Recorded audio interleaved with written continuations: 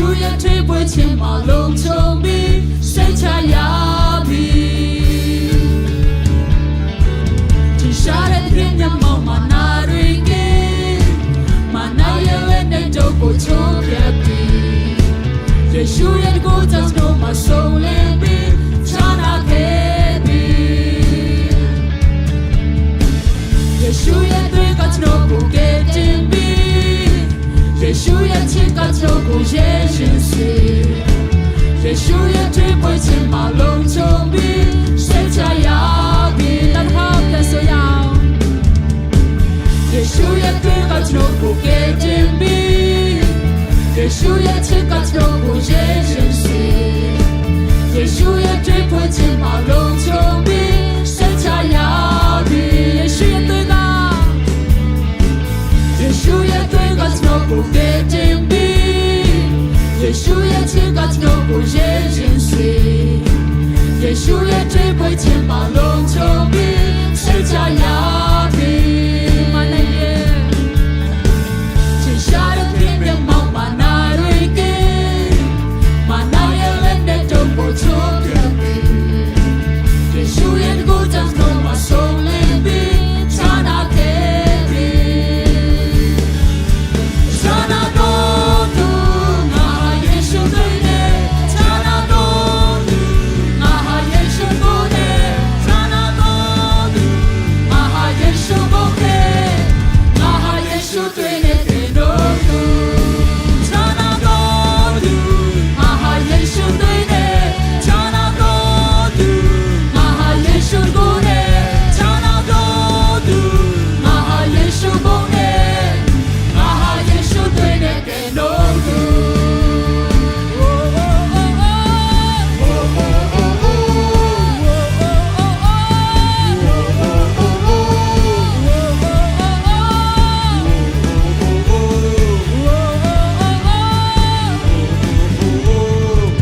耶稣也对个诺不给定比耶稣也亲个诺不也心碎嘞耶稣也推不前马龙冲比谁家呀比天下的天边毛马那瑞给马那也人的都不错别比耶稣也过着诺马送来比查那给比查那多度那耶稣对的查那多度那耶稣不的查那多度那耶稣不的那耶稣对的给多度查那多度那耶稣对的查那多度那耶稣不的查那多度那耶稣不的那耶稣对的给多度那耶稣对的查那多度那耶稣不的查那多度那耶稣不的那耶稣对的给多度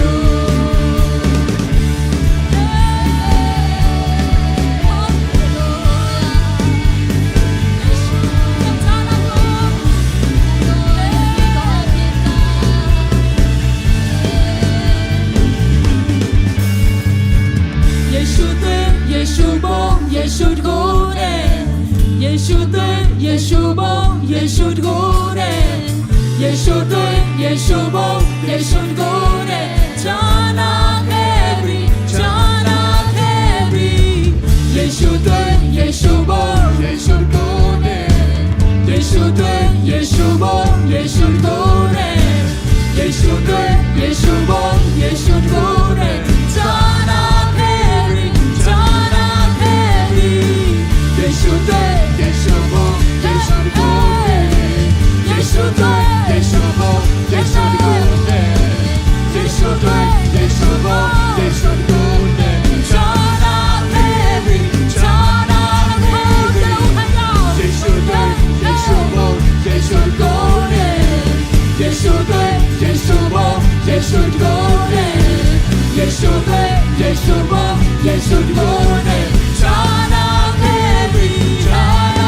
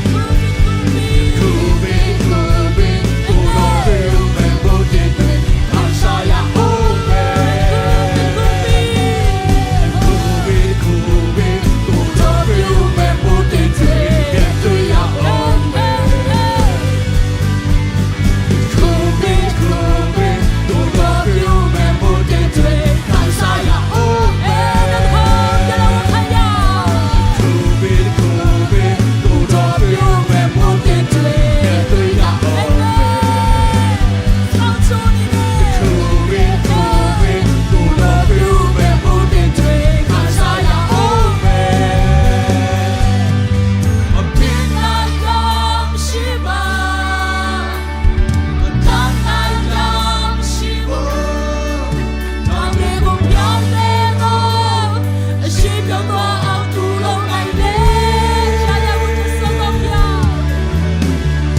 တင်လိုက်တော့မရှိပါရာရာကိုဖြစ်ရှိတော့ဖယားနာမရှိတဲ့တော့ရနိုင်တယ်လာဒီကိုမဆပ်ပြီးနာချစ်လိုက်ရဖြစ်လိုက်တော့မရှိပါ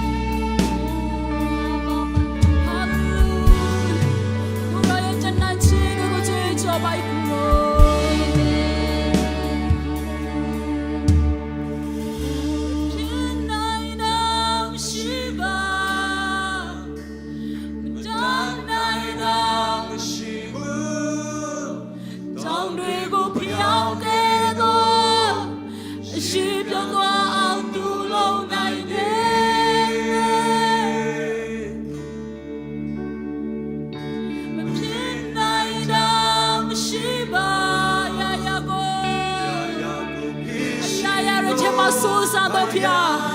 အောင်ချုံတော့ဖျားလာတဲ့ခုကိုပါစပင်းနိုင်ရောချစ်ချင်တဲ့ဝခမနိုင်တာမရှိပါနိုင်တာမရှိဘူး Oh hallelujah ကိုရောချင်နိုင်တာမရှိဘူးရောချစ်ကိုစားလိုက်ပါ Oh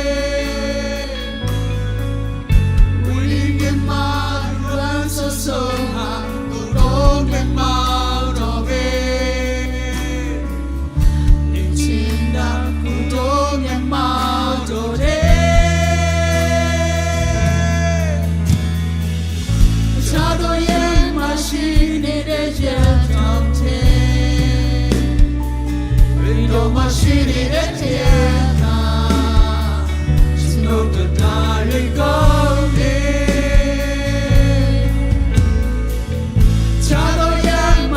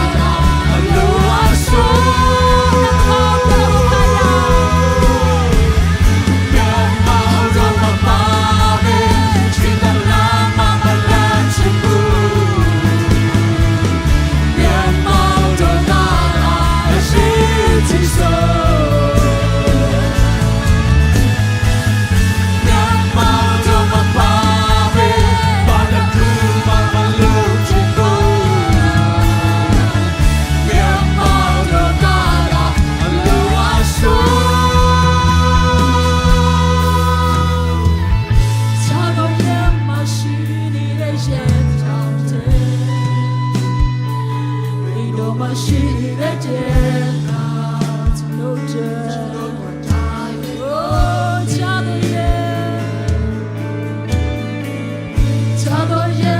ရှိနေတဲ့ကြောင့်ကျွန်တော်တို့မရှိနေတဲ့ကြောင့်မိသားစုတို့တဲ့ချာတော့ရဲ့မှာချာတော့ရဲ့မရှိနေတဲ့ကြောင့်တောင်းတယ်ဘယ်တော့မရှိနေတဲ့ကြောင့်ကျွန်တော်တို့ဒါရဲ့ကောင်း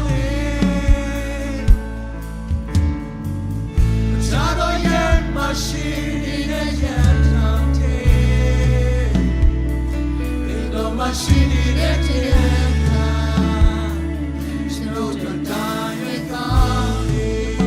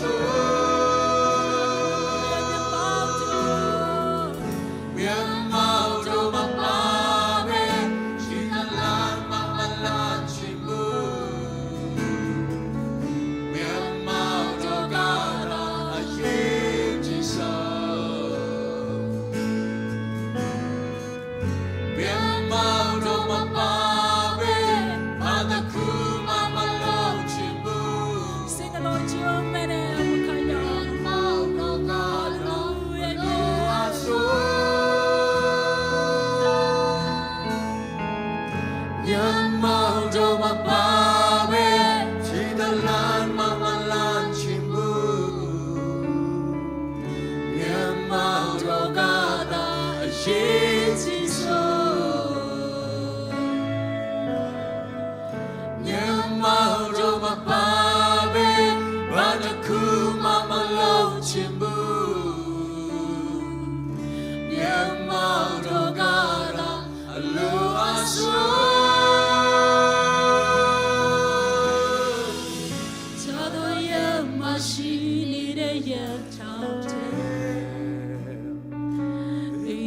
ရှိနေတဲ့တဲ့ကကျွန်တော်တို့တိုင်းရဲ့ကောင်းတဲ့ချာတော့ရမ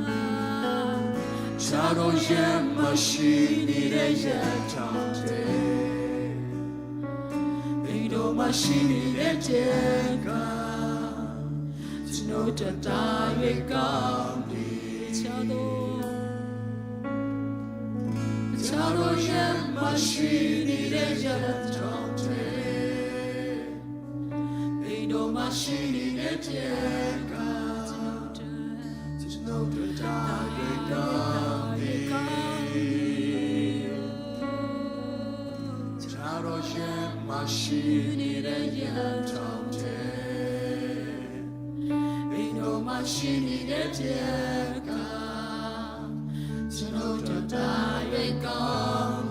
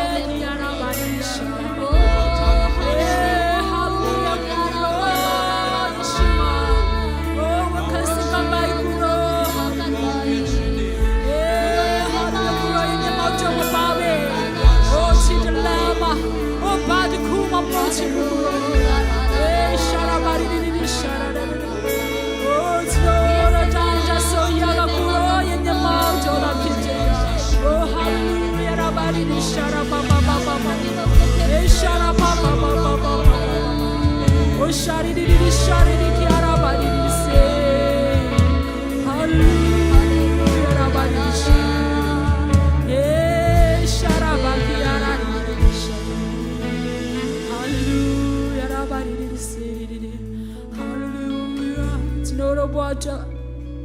alwa sonya kuro ye nyamauto la phite kuro ye nyamauto tanta so alwa so allo chinso ya phite kuro ye nyenata kuro ye atu passion chinga tnodo to ko aphisire kuro amen hallelujah ya rabari di shari di hallelujah oh rabakiara di shari di hallelujah hallelujah tnodo loli ya kaili yama oh hallelujah to ali yama kuro ye tu passion chingo oh kuro ye nyamau chingo kuro ye kamya china luen chomba kuro hallelujah kuro ye kamya chingo nisi oh hallelujah muti kuro pyu pire muti denisi oh tita pampye le bima pumpyaro muba kuro hallelujah kuro chizu dine diga ne chimanchin oh kugo chin wo pyu chin sisim po ma kuro ya tu pashi chingo ya kansa kwen pe do jang kuro ko chizu dine chen shi di do china ye long song ko kuro ye the body do yeshu nama mi pyu yesu su down second number ye papia the king amen amen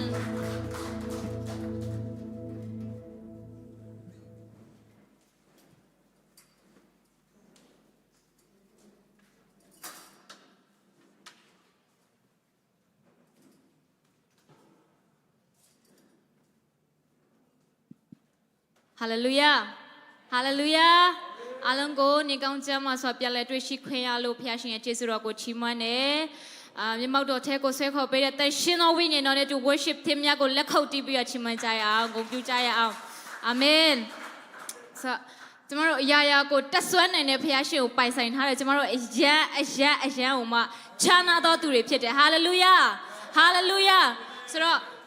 အဲ့ဒီတက်ဆွမ်းနိုင်တဲ့ဖခင်စီမှာလေကျမတို့ယုံကြည်ခြင်းနဲ့ကျမတို့လိုချင်တာတွေကိုဝန်ခံကြရအောင်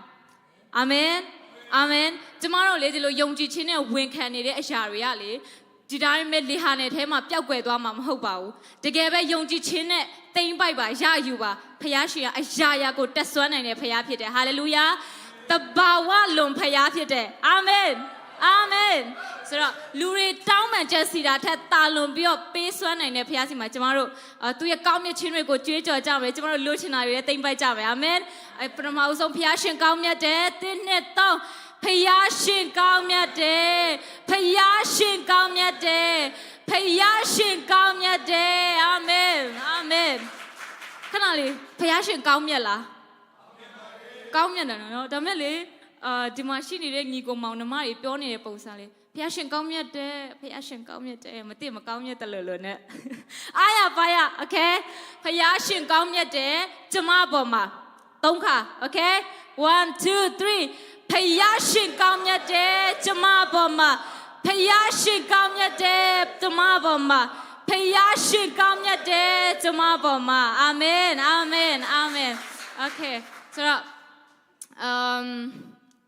ဒီနေ့ကျမတို့မြန်မာစီစဉ်မှာဇစီရဲ့မြန်မာစီစဉ်မှာပထမဆုံးလာရောက်ပါဝင်ပါတယ်ဆိုတော့သူများရှိခဲ့လို့ရှိရင်ကျေးဇူးပြုပြီးတော့ရှိတဲ့နေရာမှာမတည့်ရပေးစေလိုပါတယ်ရှိများရှိမလားโอเคမရှိဘူးเนาะမရှိဘူးဆိုလို့ရှိရင်ဒီနေ့ကျမတို့ကိုတရားဒေသနာဝင်ငါမဲ့ဆရာနဲ့သူနဲ့ပါလာတဲ့သူများရှိခဲ့လို့ရှိရင်ကျေးဇူးပြုပြီးတော့မတည့်ရပေးဖို့ဖိတ်ကြားခြင်းနဲ့ကျမတို့ကြိုးဆိုချင်တာဖြစ်တယ်โอเคတော့โอเคမတည့်ရပေးပါအောင်ရှင်ကျမတို့โอเคကျမတို့လက်များကိုဆန့်တန်းပြီးတော့ဗောနော်တစ်ခါပဲပြောမယ်နော်ဖခင်ရှင်ကောင်းကြီးပေးပါစေဆိုပြီးတော့တစ်ခါပြောမယ်1 2 3ဖခင်ရှင်ကောင်းကြီးပေးပါစေအာမင်ခဏနေကြလို့ရှင်ဆရာသူ့ကိုသူပို့ပြီးတော့ပြည့်စုံစွာမိတ်ဆက်မှာဖြစ်တယ်ကျေးဇူးတင်ပါတယ်ဆရာတို့ပြန်ထိုင်လို့ရပါပြီဆိုတော့ကျမတို့ပေကန်ချင်းဘက်ကိုသွားချင်တယ်ဆိုတော့ကျမတို့အလူငွေကိုစက်ကပ်ပေးဖို့ဆရာဆောင်ပြီးနဲ့အလူငွေကောက်ခံပေးမဲ့အာရှာထင်းမြတ်ကိုယေရှုနာမ၌ဖိတ်ခေါ်ခြင်းနဲ့အဲ့ဒီချိန်မှာဂုဏ်တော်ချီးမွမ်းပေးမဲ့ခိုင်တုံးကိုလည်းတခါတည်းကြိုဆိုချင်တာဖြစ်ပါတယ်အားလုံးပဲနေရာယူကြပေးဖို့ဖိတ်ကြားချင်ပါတယ်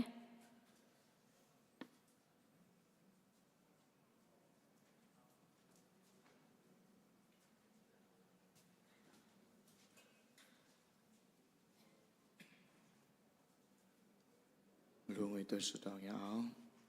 ကောင်းမြတ်ဆုံးလင်းတော်မူသောဖဖရာကိုရောကိုချီယူတင်နေသမီးများတပပိတပတရဲ့ပိတရဲ့ကိုရောတို့ပါရှိပြီးတော့ကိုရောကိုချီယူတင်နေဒီနိုင်ငံနေမှာတဲ့ကိုရဲနာမတော်ကိုချီးမွမ်းကူကိုယ်ဖို့အချိန်တိုင်းတွေကိုပြင်ဆင်ပြီးတော့ကိုရောကိုချီယူတင်နေကိုရဲနာမတော်တာရွေပုံချေပါစေဒီနေ့ကိုရောတသမီးများကိုရောနာမတော်ကိုပြုတ်ကိုယ်ဖို့ပေါ့လာတဲ့အချိန်မှာကိုရောခန္ဓာစိတ်ဝိညာဉ်မှာကပဲကိုရောစင်ထာမလာတဲ့ကိုရောပြီးတဲ့ကောင်းချီးများထဲမှာကိုရောရဲ့နိုင်ငံတော်အတွက်နိုင်ငံတော်လူမျိုးကိုပါယိုဆောင်လာပါတယ်ဒီအလူငွေများကိုရောရှင်ကောင်းချီးပြီးတော်မူပါအတုံးပြတော်နေရာမှာလည်းပျော်ဆုံးတော်ဝင်များကိုဖန်ဆီးနိုင်တော်လူငွေများဖြစ်စီတော်မူပါဘေကန်တော်တာသမီရောက်ချင်းစီတိုင်းပေါ်မှာလည်းကိုရောလုံရန်ကိုင်ကမှာလည်းအစင်ပစောမွေပြီးမှကိုရောရဲ့ကောင်းချီးများအစတရားမှာကခံစားရတော့ခွင့်ပြတော်တော်မူပါယေရှုနာမကိုမြှုပ်လက်ဆုတောင်းအနမပါပဲတကယ်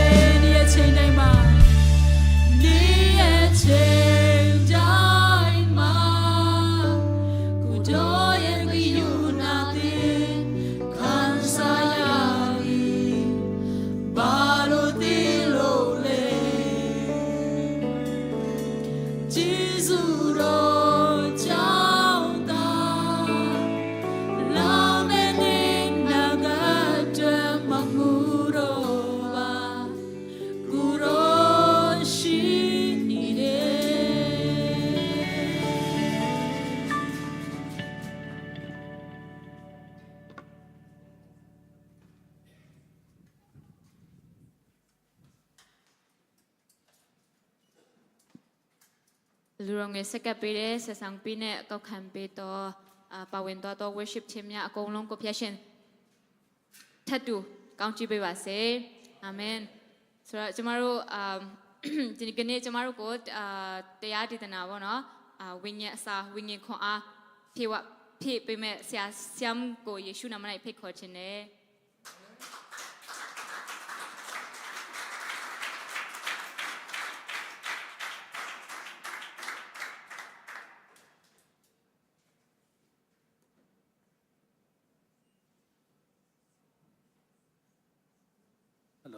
โอเคအားလုံးပဲမင်္ဂလာပါ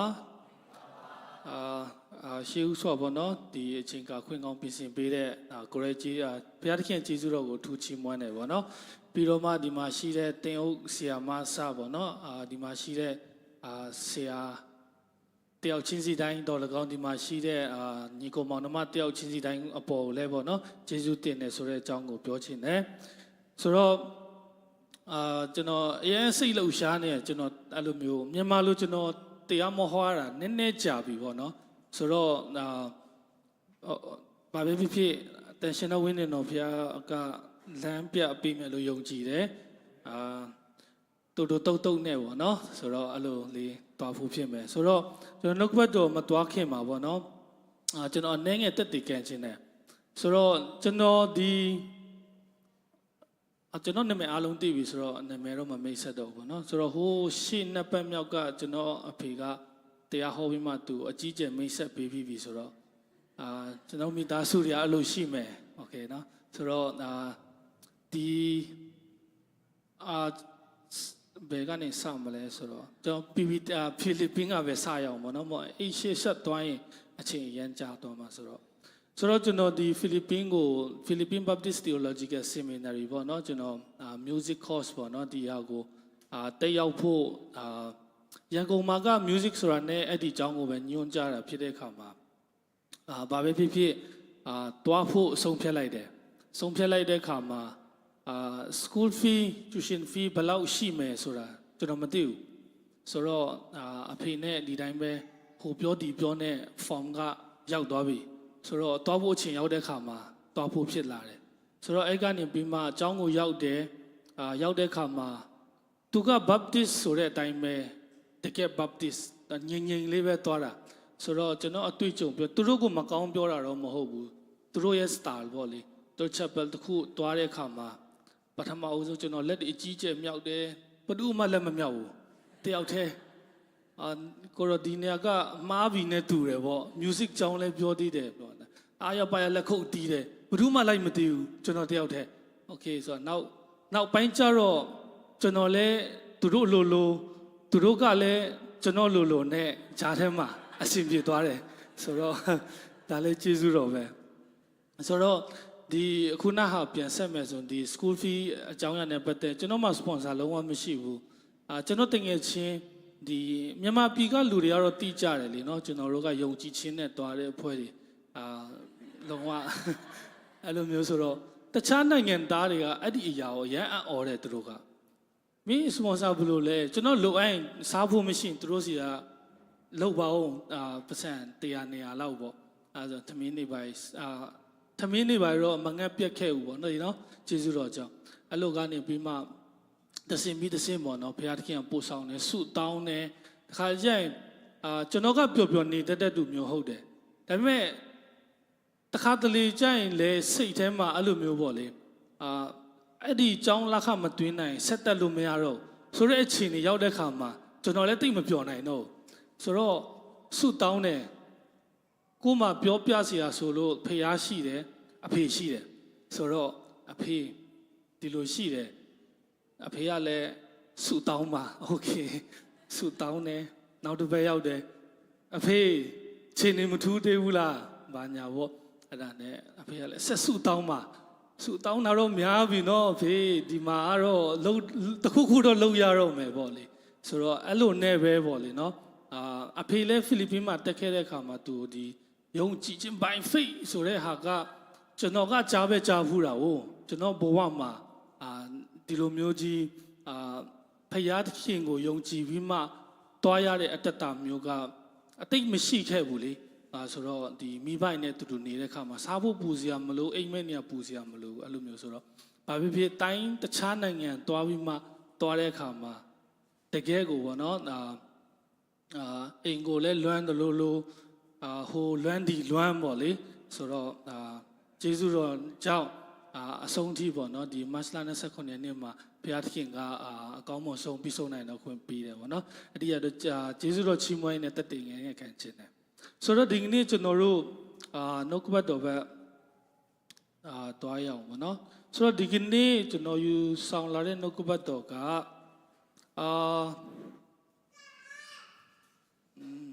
ထောက်ခံနေပြီโอเคဆိုတော့တတလုံးနေဩဝါဒစာပထမဆောင်အခန်းကြီး9အခန်းငယ်16ကနေ18တတလုံးနေဩဝါဒစာပထမဆောင်အခန်းကြီး9အငယ်16ကနေ18ဆိုတော့ဒီရကယင်းနိပိတကျမ်းပိုက်ဖြစ်တယ်ဆိုတော့အတိတ်တဖန်ဒီကနေ့ဖျားဖွင့်ပြတဲ့အရာပေါ့နော်ဖျားစကားပြောမဲ့အရာကိုအားလုံးစင်ချင်းနဲ့နှလုံးတွင်ကြရအောင်ဆိုတော့ကျွန်တော်ဖတ်ချင်တယ်တတလုံးနေဩဝါဒစာပထမဆောင်အခန်းကြီး9အငယ်16ကနေ18အစင်မပြတ်ဝမ်းမြောက်ခြင်းရှိကြလော့မချမလက်ဆုတောင်းပတနာပြုကြလော့အရာရာ၌ကျေးဇူးတော်ကိုချီးမွမ်းကြလော့အကြောင်းမူကားတင်တို့သည်ထိုတို့ကျင့်စေခြင်းကယေရှုခရစ်၌ဖခင်သခင်အလိုတော်ရှိ၏အာမင်ဆိုတော့ဒီ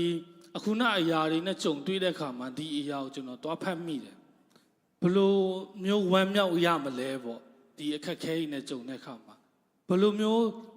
ဆက်ပြီးဆုတောင်းနေရမလဲဖခင်သခင်ကိုဘလို့ကျေးဇူးတော်ဆက်ချီးမွမ်းနေရမှာလဲပေါ့တခုမှအစင်ဘလို့ပြောမလဲကိုဖြစ်ချင်တဲ့အတိုင်းဖြစ်လာတာမဟုတ်ဘူးဆိုတော့လေဆိုတော့ဖခင်အားကိုင်းနဲ့ရှေ့ဆက်သွားလိုက်ရတာဖြစ်တယ်ဆိုတော့ဒီကနေ့ကျွန်တော်နှုတ်ကပတ်တော်ကိုခေါင်းစဉ်နဲ့ကျွန်တော်ပေးချင်တဲ့အရာကဖခင်သခင်ရဲ့အလိုတော်ပေါ့နော်ဖခင်သခင်ရဲ့အလိုတော်ဆိုတော့နံပါတ်1တစ်ချက်အနေနဲ့အစင်မပြတ်ဝမ်းမြောက်ပါပေါ့နော်ဆိုတော့ဘေးနားမှာရှိတဲ့လူပြောကြည့်ရအောင်အစင်မပြတ်ဝမ်းမြောက်ပါသူတို့ပြောတဲ့အခါမှာဝမ်းမြောက်တဲ့ပုံပေါက်လားမပေါက်သေးဘူး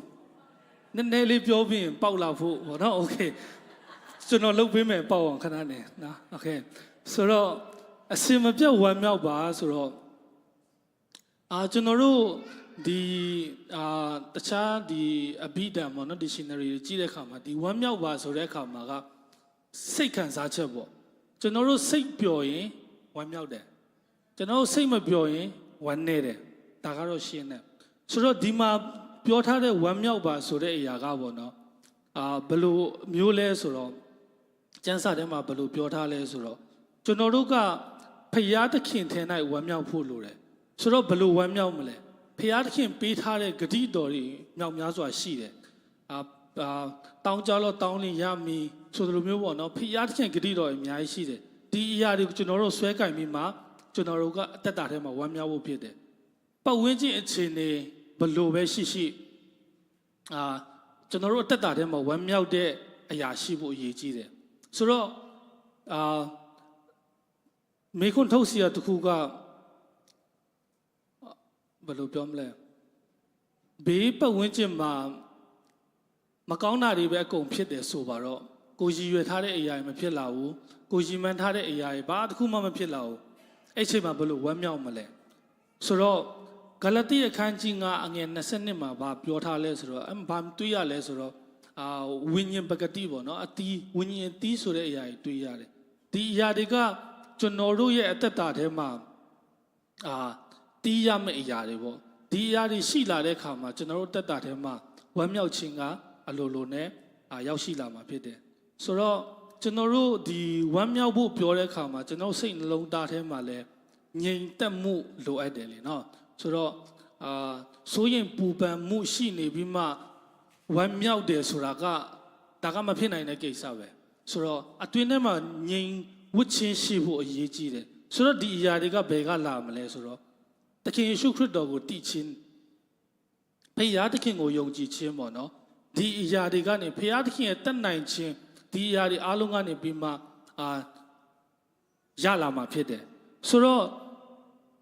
ပျော်ရွှင်မှုဝမ်းမြောက်မှုဆိုတဲ့အခါမှာခံစားချက်တက်ပဲမဟုတ်ဘဲနဲ့ပေါ့နော်ကျွန်တော်တို့အသက်တာထဲမှာသူများရဲ့ရှေ့မှာပုံတက်တဲ့ကောင်ဖြစ်ဖို့အင်မတန်မှအရေးကြီးတယ်ဆိုတော့ကျွန်တော်တို့စစ်မှန်တဲ့ပျော်ရွှင်မှုဆိုတာကအခက်ခဲဘလောက်ပဲကြုံစိုးရင်ပူပန်မှုဘလောက်ပဲရှိရှိဘလောက်ပဲခက်ခဲကျွန်တော်တို့တယောက်နဲ့တယောက်ခက်ခဲဆိုတာကတော့မတူပါဘူးကိုပေတယ်နဲ့ကိုရှိမှာပဲငါအခက်ခဲကပူကြီးပါတယ်သူ့အခက်ခဲကတေးပါတယ်တွားလို့တော့မရဘူးသူကိုအခက်ခဲနဲ့ကိုတိုင်းတန်နဲ့ကိုရှိတဲ့ခါမှာဒီအရာတွေကနေပြီးမှပေါ့နော်ကျွန်တော်တို့ဖခင်သခင်ကိုလုံးလုံးအောင်ကိုပြီးမှတွားတဲ့အခါမှာကျွန်တော်တို့ငြိမ်သက်ခြင်းရပြီးမှသူတစ်ပါးကိုကြည့်တဲ့အခါမှာ ပျော်ရွှင်တဲ့ဝမ်းမြောက်တဲ့အသက်တာခံစားရတဲ့အသက်တာဖြစ်ဖို့အရေးကြီးတာဖြစ်တယ်ဆိုတော့ဒီပေါလုကလည်းဘာပြောထားလဲဆိုတော့ဒီတက်တလောနစ်အတင်းတော်ဖိလိပ္ပိအတင်းတော်တွေပြီးတော့ဒီကနေ့ကျွန်တော်တို့ဒီမှာရှိတဲ့အတင်းတော်ဒီနိုင်ငံအသီးသီးပေါ့ဒီမလေးမြန်မာသူကဖိလိပ္ပိအခန်းကြီးလေးအငယ်လေးမှာပါပြောထားလဲဆိုတော့အင်္ဂလိပ်လိုရေးထားဆိုအစင်မပြတ်ဝမ်းမြောက်ပါငါတဖန်ဆိုဒီကဝမ်းမြောက်ကြလို့ပြောထားတာဖြစ်တယ်ဆိုတော့ဝမ်းမြောက်ဖို့ပေါ့လေဆိုတော့နောက်တစ်ချက်အနေနဲ့ရှင်ယောဟန်အခန်းကြီး15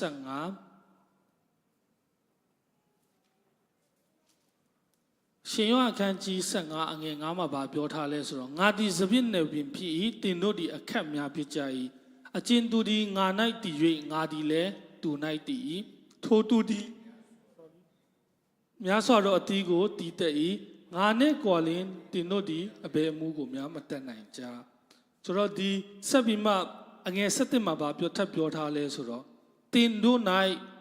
ငါဝမ်းမြောက်เสียအကြောင်းတည်စေခြင်းငါ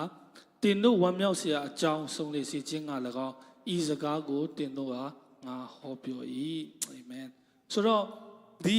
ဝမ်းမြောက်ဖို့ပြောတဲ့အခါမှာဒီမှာတစ်ခုရှိတာကသူက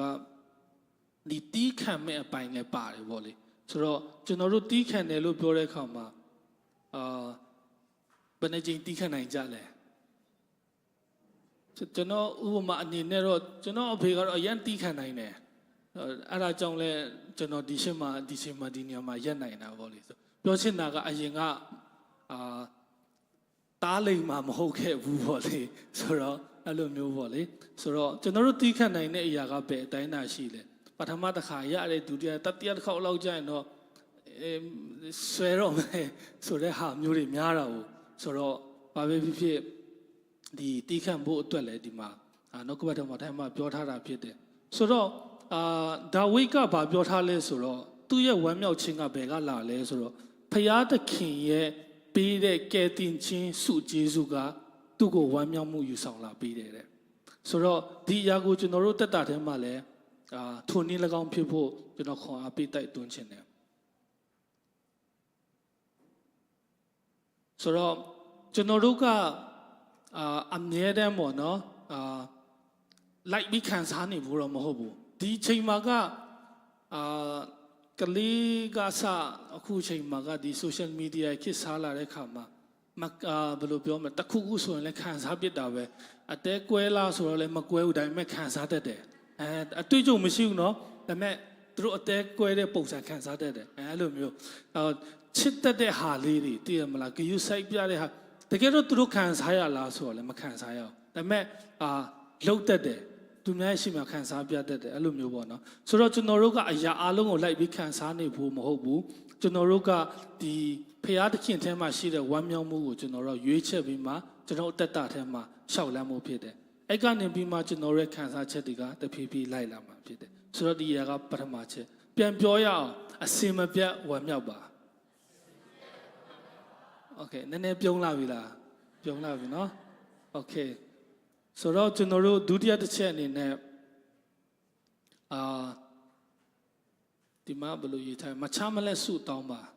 ဆိုတော့အစင်မပြတ်ဆုတောင်းဖို့ပေါ့နော်ဒီနေရာမှာပြောထားတယ်ဆိုတော့ကျွန်တော်ကျမ်းတစ်ခုဖတ်ချင်တယ်ရှင်ယာကုပ်ပေါ့နော်ရှင်ယာကုပ်အခန်းကြီး9အငယ်73ကနေ20ရှင်ယာကုပ်အခန်းကြီး9အငယ်73ကနေ20ကျွန်တော်ဖတ်ချင်တယ်တင်တို့တွင်ဆင်းရဲခံရသောသူရှိလျင်ဆုတောင်းစေရှင်လန်းသောသူရှိလျင်စာလံတခြင်းကိုဆိုစေနာသောသူရှိလျင်တင်းအုပ်တို့ကိုခေါ်၍သူတို့သည်သခင်ဖျား၏နာမတော်ကိုအမိပြုလျက်လူနာကိုစီနှင့်လူ၍သူ့အပေါ်မှာဆုတောင်းကြစေထိုတို့ပြုလျင်ယုံကြည်ခြင်း၏ပတ္ထနာသည်လူနာကိုကယ်ဆယ်၍သခင်ဖျားသည်သူ့ကိုထားမြောက်စေတော်မူမည်သူသည်အပြစ်ပြုမိတော်လဲထိုအပြစ်ကိုလွတ်တော်မူမည်အချင်းချင်းတယောက်နဲ့တယောက်ကိုအပြစ်ကိုဖော်ပြတောင်းပန်ကြလော့ချမ်းသာရမည်အကြောင်းအချင်းချင်းတို့ဖို့ဆုတောင်းကြလော့သူတော်ကောင်းဆုတောင်း၍အရှိန်ကြီးသောပတ္ထနာသည်အလွန်တကူပါ၏အေလိယသည်ငါတို့ကဲ့သို့လောကဒဏ်တရား၌ကျင်လည်တော်သူဖြစ်တော်လဲ မိုးမရွာမီအကြောင်းအထူးတစ်ဖြစ်ဆုတောင်းသောအခါ3နှစ်နဲ့6လပတ်လုံးမြေပေါ်သို့မိုးမရွာစေပဲနေ၏တဖန်ဆုတောင်းသောအခါမိုးကောင်းကင်သည်မိုးရွာစေ၏မြေကြီးသည်လည်းမိမိအတီးကိုတီးလေ၏ညီကိုတို့တင်တို့တွင်တစုံတယောက်သောသူသည်တမန်တရားလမ်းမှလွဲသွား၍သူတစ်ပါးသည်ထိုသူကိုပြန်စေမူလျှင်အပြစ်ရှိသောသူကိုမာယင်သောလမ်းမှပြန်စေသောသူသည်ဝိညာဉ်ကိုတည်ခြင်းမှကယ်တင်၍များစွာသောအပြစ်တို့ကိုဖုံးအုပ်တတ်သည်ဟုထိုသူသည်တည်မှတ်စေအာမင်ဆိုတော့ဒီနေရာမှာရှင်းရှင်းလင်းလင်းမြင်ရတယ်တော့အင်္ဂလိပ်လိုဖိုင်ပို့ပြီးမှသူ့ရဲ့တွားတဲ့ဒီ form ပေါ့နော်အရန်ပြက်ပြက်တသားလေးနဲ့မြန်မာလိုထက်ပိုနားလေဖို့လွယ်တယ်ပေါ့ဆိုတော့ကိုနာပူနားလဲမဲ့အရာနဲ့ဖိုင်လဲပိုကောင်းတာပေါ့လေဆိုတော့ဒီနေရာမှာဆုတောင်းခြင်းနဲ့ပတ်သက်ပြီးမှပြောပြထားတာဖြစ်တယ်ဆိုတော့ကျွန်တော်တို့တက်တာထဲမှာဆုဘယ်နှကြိမ်တောင်းကြလဲ3ခါမနက်စာနေ့လယ်စာညစာအဲ့လိုလားဆိုတော့ဒီအရာတွေကလည်းကျွန်တော်တို့ဆုတောင်းတဲ့ထဲမှာပါတာပဲလေဆိုတော့အဲ့နေရာမှာပဲရှိသေးတယ်ဆိုရင်နောက်ထပ်ဖြည့်ဖို့ကကျွန်တော်တို့အိပ်ရထားတဲ့ခါတောင်းဟုတ်တယ်နော်အိပ်ရမဝင်ခင်တောင်းလို့ရတယ်ဆိုတော့ဒီဆုတောင်းခြင်းဆိုတဲ့အခါမှာဘယ်လိုပြောမလဲလူလုံးဝမရှိတဲ့နေရာကိုတွားပြီးမှတောင်းလေးမှတွားပြီးဆုတောင်းပါအဲ့လိုမျိုးပြောချင်တာတော့မဟုတ်ဘူးဆိုတော့ကျွန်တော်ရှိတဲ့နေရာမှာဆုတောင်းနေလို့ရတယ်ဆိုတော့ဘုရားသခင်ကနေရာတိုင်းမှာရှိတဲ့အခါမှာဆုအမြဲတမ်းတောင်းလို့ရတယ်ဆိုတော့ဒီနေရာမှာဗာမြင်ရလဲဆိုတော့အေလိယကသူ့ဆုတောင်းတဲ့ဟာ3နှစ်ကြာတယ်ဆိုတော့ကျွန်တော်တို့ဆုတောင်းတဲ့အရာတွေသူ့လောက်ကြာဖူးတဲ့သူရှိမလားရှိကောင်းရှိနိုင်တယ်နော်ဆိုတော့ကျွန်တော်တို့အလောက်တော့မရှိဘူးအလောက်ထိလည်းမတောင်းတော့ဘူးတင်တယ်ကိုရောဒါလိုရှိတယ်မရရင်နောက်တစ်ခုပြန်တောင်းတယ်ကိုရောကျွန်တော်ဒီဘက်ပြန်တောင်းဘယ်လိုပြောကျွန်တော်တို့စိတ်တွေကအရန်ပြောင်းလဲမြင်တဲ့ခါမှာကျွန်တော်တို့ကအဆုကိုမရအောင်တောင်းဒါပေမဲ့လိုချင်တဲ့ဟာဆိုတော့မရအောင်တောင်းတယ်လေနော်ဆိုတော့အထူးသဖြင့်အခုကျွန်တော်ဆက်တောင်းနေတဲ့အရာတစ်ခုကဘာလဲဆိုတော့အနာဂတ်တချို့ကသဘောပေါက်တယ်အနာဂတ်လို့ပြောတဲ့အခါမှာဆိုတော့ဟုတ်တယ်အနာဂတ်ဒီမိသားစုတော့ပေါ့လေဒါတွေကတောင်းဖို့အရန်ရေးကြည့်တယ်ဆိုတော့ကိုဘယ်လိုလိုချင်လဲတောင်းပါပေါ့နော်ကျွန်တော်အားပေးတယ်ဆိုတော့ဒီအဲ့ဒီအရာတော့ပဲမဟုတ်ဘူးကိုဘဝမှာကိုလိုချင်တဲ့အရာပါရှိလဲပြီးတော့ကိုရှေ့ဆက်ပြီးရှောက်လန်းရမယ့်အရာမှာပေါ့နော်ကိုရဲ့ယူပါယုံဖျားပေးထားတဲ့ယူပါယုံနဲ့အတူပေါ့နော်ကျွန်တော်တို့ဆုတောင်းတတ်ဖို့လဲလိုတယ်ဆိုတော့အဲ့လိုဖြစ်မယ်ဆိုတော့ကျွန်တော်တို့နေ့ရက်စဉ်တိုင်းမှာဆုတောင်းဖို့အရေးကြီးတယ်ပေါ့နော်ဆိုတော့ဆုတောင်းတယ်လို့ပြောတဲ့အခါမှာကျွန်တော်တို့ကကိုယ့်အတွက်ပဲကိုတောင်းဖို့လည်းမဟုတ်ပြန်ဘူးဆိုတော့သူများအတွက်လည်းတောင်းပေးတတ်ဖို့လည်းအရေးကြီးတယ်ဆိုတော့အချင်းချင်းတယောက်နဲ့တယောက်ဆုတောင်းပေးဖို့အရေးကြီးတယ်တခါတလေကြာရင်ဒီကျွန်တော်တို့ဒီရှိတော့ရှိကြပါလိမ့်မယ်ကျွန်တော်တို့အတင်းတို့တင်တာပဲဖြစ်ဖြစ်တငယ်ချင်းမိတ်ဆွေကတယောက်ယောက်ကကုစီလာပြီးမှဆရာကြီးအကိုကြီးကျွန်တော်ကိုဒီဟာအတွက်ဆုလေးတစ်ခါတစ်ချက်လောက်တောင်းပေးပါဆိုပြီးမှဆုတောင်းခံချက်တင်နေရှိကြတယ်လေနော်တစ်ခါတလေကြာကြုံဘူးတဲ့သူတော့ကြုံဘူးပါလိမ့်မယ်ဆိုတော့အဲ့လိုတွေအချိန်ကြရင်ကျွန်တော်တို့တောင်းပေးဖြစ်လားတောင်းပေးမယ်ဒါပေမဲ့မေ့သွားတယ်အရင်တော့မေ့သွားတယ်ဆိုတော့ကျွန်တော်ခုနောက်ပိုင်းဘာလုပ်ဖြစ်လဲဆိုတော့ကျွန်တော်အဲ့လိုမျိုးလာပြောရင်ကျွန်တော်ကအဲ့လိုမေ့မှာဆိုတော့တခါတည်းတောင်းပေးလိုက်တယ်ပြီးတော့ရတာဆိုတော့မေ့လည်းမမေ့တော့ဘူးသူ့အတွက်လည်းတောင်းပေးတယ်လို့ဖြစ်သွားတယ်ဆိုတော့ဒီအရာမျိုးလေးတွေလည်းအရေးကြီးတယ်ပေါ့နော်ဆိုတော့ကျွန်တော်တို့ကတခါတလေကြာရင်ဒုက္ခရောက်မှဆုတောင်းတတ်ကြတယ်လေနော်ဆိုတော့တချို့ကတော့စိန်ခေါ်ချင်တာပေါ့လေဖေဟာကိုဖေဟာကျွန်တော်ဒီဟာပေးရင်ပေးမပေးရင်တော့မဟုတ်ဘူးပေါ့ဖေဟာကျွန်တော်ဒါပေးရင်ကျွန်တော်ကိုရိုနာကိုလိုက်မယ်ပြီးတော့လည်းမလိုက်ပြန်ဘူးဆိုတော့တကယ်တောင်းဖို့အရေးကြီးတယ်ပေါ့ကျွန်တော်တို့တက်တာထဲမှာဒီဟာအဖြစ်ပုံတက်တဲ့ကောင်ဖြစ်ဖို့အရေးကြီးတယ်နောက်ဆုတောင်းတယ်လို့ပြောတဲ့အခါမှာ ကျွန်တော်တို့ကဖရာသခင်စီကိုတိုးဝင်တာဖြစ်တယ်ဖရာသခင်က तू မလုတ်နိုင်တဲ့အရာတစ်ခုမှမရှိဘူးဆိုတော့ तू အဖြစ်အရာအလုံးဖြစ်စေနိုင်တယ်ပေါ့နော်ဆိုတော့ဒီအရာကိုကျွန်တော်တို့အမြဲတမ်းအသက်တာထဲမှာဆူတောင်းတဲ့အသက်တာဖြစ်ဖို့အရေးကြီးတယ်ဆိုတော့ဘေးမှာပြန်ပြောရအောင်တယောက်နဲ့တယောက်တချို့အရန်ထောက်ခံနေပြီကျွန်တော်ပြီးတော့မယ်နော်တချို့အရန်ထောက်ခံနေပြီဆိုတော့ဘေးကလူတွေပြောရအောင်ဆူတောင်းပါဒါပေမဲ့မျက်လုံးတော့မမိတ်မျက်လုံးတော့မမိတ်နဲ့ဆူတောင်းပါโอเคကျွန်တော်ပြီးတော့မယ်နော်ကျွန်တော်တို့နောက်ဆုံးတစ်ချက်အနေနဲ့ဗာလဲဆိုတော့အရာရာ၌ယေရှုတော်ကိုချီးမွမ်းပါဒီယေရှုတော်ချီးမွမ်းတဲ့အသက်တာပေါ့နော်ဆိုတော့ဒီယာကအလုံးတည်ပြီးတိုင်းပဲယေရှုတော်ချီးမွမ်းတယ်ဆိုတဲ့အရာကျွန်တော်အရှိန်မပြောတော့ဘူးဆိုတော့ဒီကျွန်တော်တို့ဒီဓမ္မဟောင်းထဲမှာကျွန်တော်တို့ဗာတွေ့ရလဲဆိုတော့ဒီဆာလင်ဆီယာကယေရှုတော်ချီးမွမ်းတဲ့အရာတွေပဲ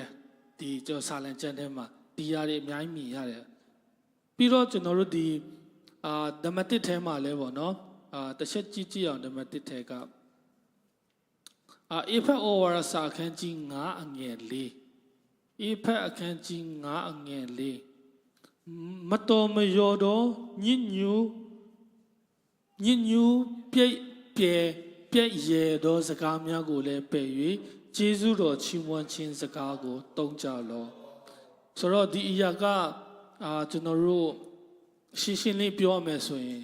ကျွန်တော်တို့အမြဲတမ်းဟိုဘက် PPTS မှာဆိုရင်သူကကျွန်တော်တို့ gossip ဆိုပြီးတုံးကြတယ် gossip လို့ပြောတဲ့အခါမှာသူများအကြောင်းလည်းပြောတယ်ကိုယ်အကြောင်းလည်းပြောတယ်အတင်းတုတ်တယ်ပေါ့လေဆိုတော့ဒီမှာဘာပြောထားလဲဆိုတော့ကျွန်တော်နားလည်တယ်လို့ဆိုအဲ့လိုမျိုးအတင်းတုတ်နေမဲ့အစားဘုရားသခင်ယေရှုတော်ကိုချီးမွမ်းပါပေါ့ဆိုတော့ကျွန်တော်အရန်ကိုဘယ်လိုပြောမလဲအတူယူရတဲ့အရာတစ်ခုပေါ့လေကျွန်တော်အဖေပဲဆွဲထည့်မယ်လေနော်တခြားလူဆွဲထည့်တဲ့အဆိုင်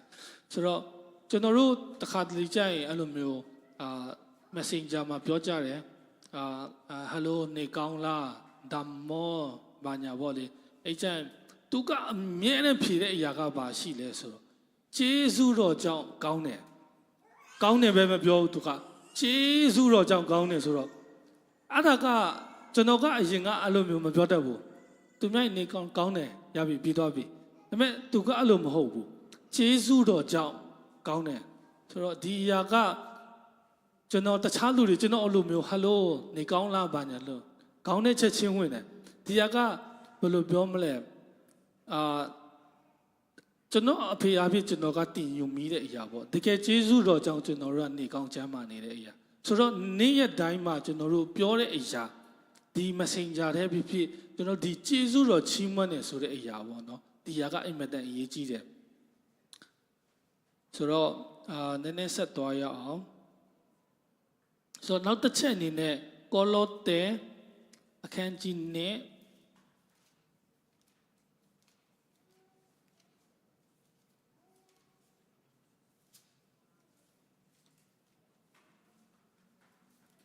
ကလောသဲခန်းကြီးနဲ့အငယ်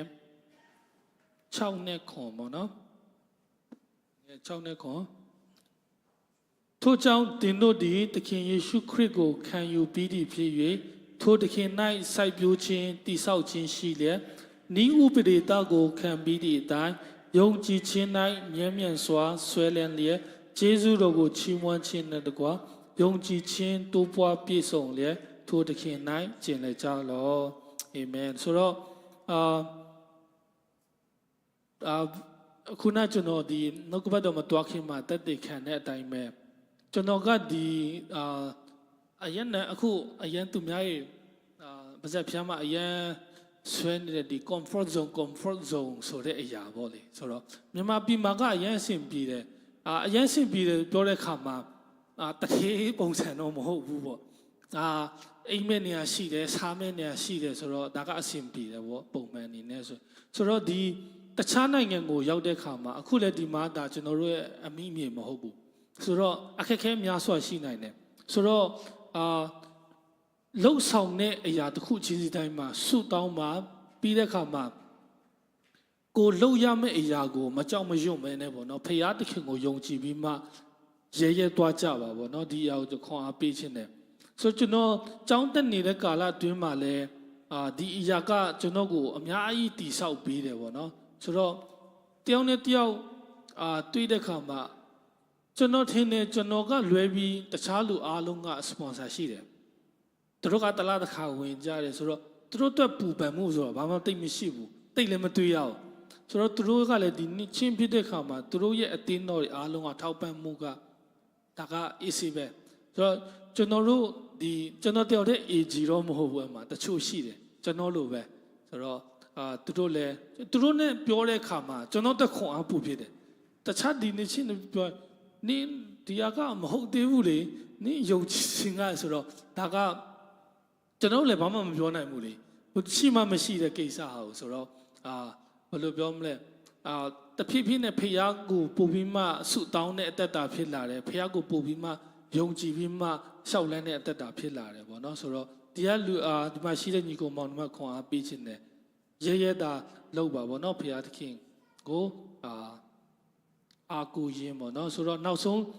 ကျမ်းပိုက်တစ်ချက်အနေနဲ့ကောလောသဲပဲအခန်းကြီး3အငယ်15ကောလောသဲအခန်းကြီး3အငယ်15သင်တို့စိတ်နှလုံးထဲ၌ခရစ်တော်၏ညီသက်ခြင်းအုပ်စိုးစေထိုတို့အလို့ငါသင်တို့သည်တကိုယ်တလုံးတကိုယ်တည်း၌ခေါ်ထားတော်ခံကြသည်ဖြစ်၍ယေရှုတော်ကိုတည်တော်စိတ်ရှိကြလောဆိုတော့ဖခင်သခင်ကကျွန်တော်တို့တက်တာထဲမှာအလိုရှိတဲ့အရာကပါလဲဆိုတော့ကျွန်တော်တို့အစင်မပြတ်ဝမ်းမြောက်တော့တက်တာဖြစ်ဖို့နေ့တိုင်းအစင်မပြတ်ဆုတောင်းတော်သူဖြစ်ဖို့အချိန်တိုင်းမှာယေရှုတော်ကိုချီးမွမ်းတတ်တော်သူဖြစ်ဖို့ဒီနေရာမှာပြောထားတာဖြစ်တယ်ဆိုတော့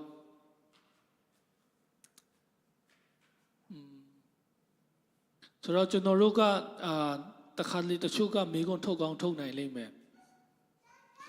ကျွန်တော်တို့ခံစားချက်တွေမကောင်းတဲ့အခါမှာဘယ်လိုမျိုးလုပ်မလဲပေါ့ဒီအရာတွေကကျွန်တော်တို့ရဲ့ယုံကြည်သူအတ္တဆိုတာကခံစားချက်နဲ့အသက်ရှင်တာမဟုတ်ဘဲနဲ့ဖခင်သခင်ထဲမှာပေါ့နော်ယုံကြည်ခြင်းအဖြစ်ကျွန်တော်တို့အသက်ရှင်နေဆိုတဲ့အရာပေါ့နော်ကျွန်တော်ဒီကနေ့ညမှာဒီအချက်၃ချက်ပေါ့နော်အစင်မပြတ်ဝမ်းမြောက်ပါနေ့အစင်မပြတ်ဆုတောင်းပါအရာရာ၌ယေရှုကိုချီးမွမ်းပါဆိုတဲ့ဒီအချက်၃ချက်အဖြစ်နဲ့ပေါ့နော်ရောက်စီတိုင်းကိုခွန်အားပေးရင်းနဲ့တက်တည်ခံတဲ့အရာဖြစ်ပါမယ်ပေါ့နော်ဆိုတော့အားလုံးကိုယေရှုတင်ပါတယ်ရောက်စီတိုင်းမှာဖခင်ကောင်းချီးပေးပါစေတော့ဆရာကအဆုံးထိတာဝန်ယူပါဆိုတော့ worship team တစ်ချက်လောက်simple လို့ကြွပေးဖို့ပေါ့နော်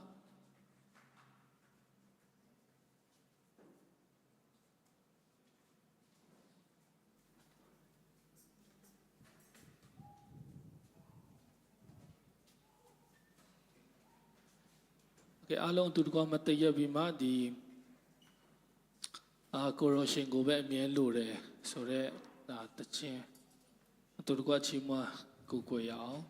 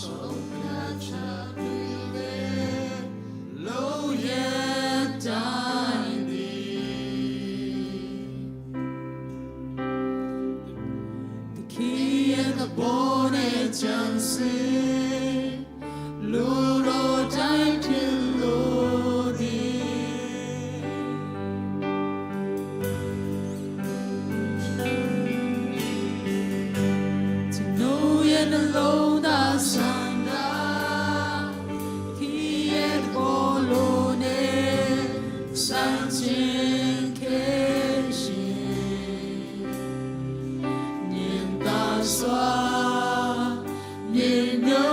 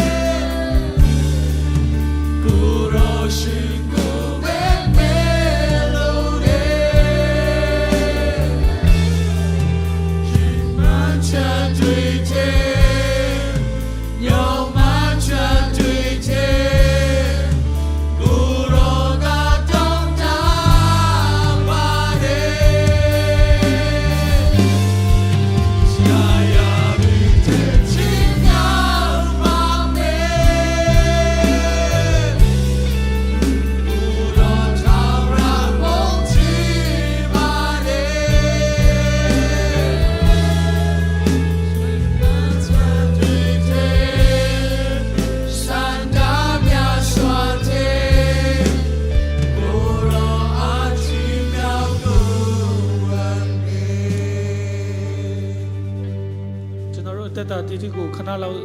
စက္ကန့်အနေရောကိုရောရဲ့လိုတော်တိုင်းအသက်ရှင်တဲ့အသက်တာဖြစ်ဖို့ကျွန်တော်အသက်တာထဲမှာခဏလေးချိန်ယူပြီးကျွန်တော်အသက်တာစက္ကန့်ရောအိုးဟာလေလုယာကိုရောယေရှုတင်တဲ့ကိုရော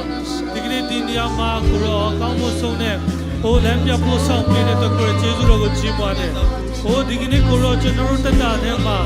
ဒီရဲ့စင်တိုင်းမှာကိုရောကိုတခါတည်းမှာပြရတဲ့ချိန်ရှိပါတယ်ဟိုဒီကနေ့ကိုရောကျွန်တော်တက်တာထဲမှာဟိုကိုရောကိုပို့ဖို့ပြီးမှအာကိုရောတက်တာပြေဖို့ကိုရောမဆာပါဟိုကိုရောဒီကနေ့ဒီနေရာမှာကျွန်တော်တို့ရှိတဲ့လူတယောက်ရှိတဲ့တက်တာထဲမှာဟိုကိုရောထပ်ပါလာတဲ့ညီတော်ဝါမြောက်ခြင်းဟိုအဖျက်ပြကိုရောတယောက်စီတဲ့လမ်းပြဖို့ဆောင်ပါဟိုဒီကနေ့ကိုရောဒီနေ့တက်တာထဲမှာကိုရောလမ်းပြပေးပါโอ้มาซาเปมุตเจซุติเนี่ยโอ้โกโรโกเนี่ยสิတိုင်းမှာလိုအပ်တာဖြစ်တယ်โอ้โกโรနဲ့သူเนี่ยสิတိုင်းโอ้တော်လာတော့တက်တာပြေဖို့ဖြစ်มาซาပါโอ้โกโรရဲ့လူတိုင်းကိုတက်ရှိတိုင်းတော့တက်တာပြေဖို့โอ้โกโรကိုเนี่ยสิတိုင်းမှာလိုပါတယ်โอ้มาซาလည်းကိုကောင်းကြည့်ပေးပါโอ้โกโรရဲ့ဂျင်းကျွန်တော်လည်းเนี่ยสิတိုင်းမှာရေးပတ်ပေးပါโอ้มาซาလည်းကိုကောင်းကြည့်ပေးပါโอ้โกโรကိုချိန်တိုင်းမှာလိုအပ်တာဖြစ်တယ်โอ้เนี่ยสิတိုင်းမှာကိုရောဂျင်းစုပြုပါကိုရောဒီကနေ့ကျွန်တော်တက်တာနဲ့စနေမှာလည်းပြပေးတယ်။အိုမဆာလည်းကိုကောင်းကြည့်ပြီးတဲ့နောက်တော့ဟိုကျေးဇူးတင်တဲ့ကိုရောရတဲ့ဆုတောင်းတယ်။အိုကိုရောရဲ့တက်တာထဲမှာကိုရောကျွန်တော်တက်တာထဲမှာနေစနေမှာအုပ်ချုပ်ပါ။အိုတဲ့ရှင်တော်ဝင်တော်ပြန်နေစနေမှာစကားပြောပါ။အိုဒီကနေ့ကိုရောအိုလမ်းပြပေးပါမဆာပါ။အိုကိုရောကျေးဇူးနေစနေမှာလည်းပြောပါ။အိုမဆာလည်းကိုကောင်းကြည့်ပေးပါ။အိုကျေးဇူးတင်တဲ့ကိုရောအိုဟာလေလုယာကိုရောပြပေးလက်ကိုမာဆာလက်ကောင်းကြည့်ပြီးပါ။အိုးမာဆာလက်ကိုကောင်းကြည့်ပြီးပါ။ယေရှုတင်တဲ့ကို။အိုးဟာလေလုယာကိုယေရှုတင်တဲ့ကို။အာမင်။အိုးဟာလေလုယာကိုယေရှုတင်တဲ့။အိုးကိုဒီကနေ့ဒီညမှာရောက်ရှိလာကြတဲ့တာသမီတယောက်ချင်းစီတိုင်းအသက်တာထဲမှာဒီကနေ့ဒီကိုရောရဲ့လမ်းပြပေးမှုယေရှုပြုမှုတဲ့ယေရှုတော်ချီးမွမ်းတဲ့ကိုရော။ဒီနေ့ကျွန်တော်တက်တာထဲမှာဒီကနေ့ကြားရတဲ့နှုတ်ကပတ်တော်အတိုင်းကျွန်တော်နေ့ရက်စင်တိုင်းမှာဝမ်းမြောက်တော့တက်တာနေ့ရက်စင်တိုင်းမှာဆုတောင်းတော့အတက်တာအရာရာနဲ့ကျေးဇူးတော်ကိုချီးမွမ်းတတ်တော့အတက်တာဖြစ်စေဖို့ကိုရောမဆာပါတရှင်တော်ဝိညာဉ်တော်ဖျားနေ့ရက်စင်တိုင်းမှာကျွန်တော်တက်တာထဲမှာလမ်းပြပါကိုရောစကားပြောပါဒီယာဒီအားဖြင့်ကိုရောရဲ့ဘုန်းတော်ထင်ရှားတော့အတက်တာဖြစ်ဖို့လည်းမဆာပါကိုရောရဲ့တက်တဲ့ဖြစ်တော့အတက်တာများဖြစ်ဖို့လည်းကိုရောလမ်းပြပေးလည်းမဆာကောင်းချီးပေးပါကျေးဇူးတင်တဲ့ကိုရောဒီကနေ့ကျွန်တော်တို့အစီအစဉ်အစအလဲဆုံးတဲ့ကိုရောသူပါရှိမှုတဲ့ကျေးဇူးတော်ချီးမွမ်းတယ်ဆယ်လဘီကိုရောကျွန်တော်တို့ဒီပြန်ရမယ်လမ်းခီးတယောက်ချင်းစီတိုင်းတစ်ခုချင်းစီတိုင်းပုံမှာကိုရောလမ်းပြပါမဆာပါတရှင်တော်တို့ပြသူပါရှိပါဒီကနေ့အချိန်တိုင်းနဲ့တတတီတီကိုရောလက်တဲ့တို့ပြန်လဲအနဲ့နဲ့ခေါမှာဘာတိတော့ကတဲ့ပါရှင်သခင်ရှုခရစ်တော်၏နာမတော်ကိုမြည်ပြု၍ဆုတောင်းစက္ကန့်အနက်မှာပါပြသခင်အာမင်အာမင်ဘုရားအားလုံးပေါ်ပြ